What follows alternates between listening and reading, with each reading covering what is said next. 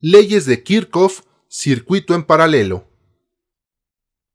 Considerando el ejemplo de las tres resistencias visto en la clase anterior, en un circuito en paralelo, la corriente se reparte y la tensión es la misma.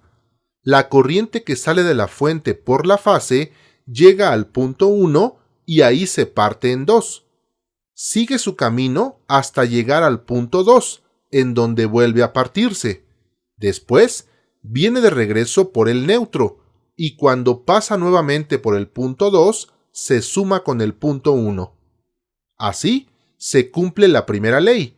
La corriente que sale de un punto es la misma que regresa.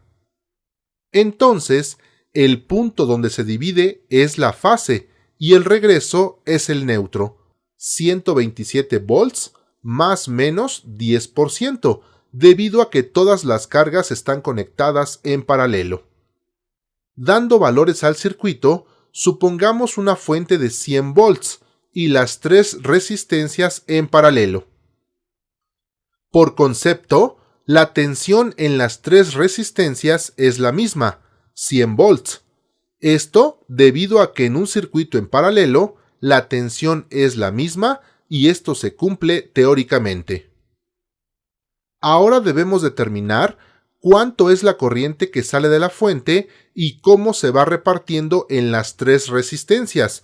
Para ello, debemos transformar este circuito en un equivalente que tenga una resistencia que represente a las tres. Para un circuito paralelo, se obtiene con la siguiente expresión: el inverso de la suma de los inversos. Sustituimos valores de las resistencias. Haciendo las operaciones tenemos 1 entre 0.08, da 1.25 ohms. Una característica de la resistencia equivalente en un circuito paralelo es que ésta siempre es menor que la menor de las resistencias del circuito. Ya con la resistencia y la tensión, entonces la corriente de la fuente será 100 volts entre 1.25 igual a 80 amperes, que se van a repartir en las tres resistencias. La corriente en la resistencia 1, aplicando la ley de Ohm, es tensión entre resistencia, 100 entre 10, esto da 10 amperes. La corriente en la resistencia 2 es tensión entre resistencia, 100 entre 2, esto da 50 amperes. La corriente en la resistencia 3 es tensión entre resistencia, 100 entre 5, esto da 20 amperes. Quiere decir que por aquí circulan 10 amperes, por aquí 50 y por aquí 20, que al regresar y sumarse dan los 80 amperes que salieron de la fuente al principio, cumpliendo la primera ley.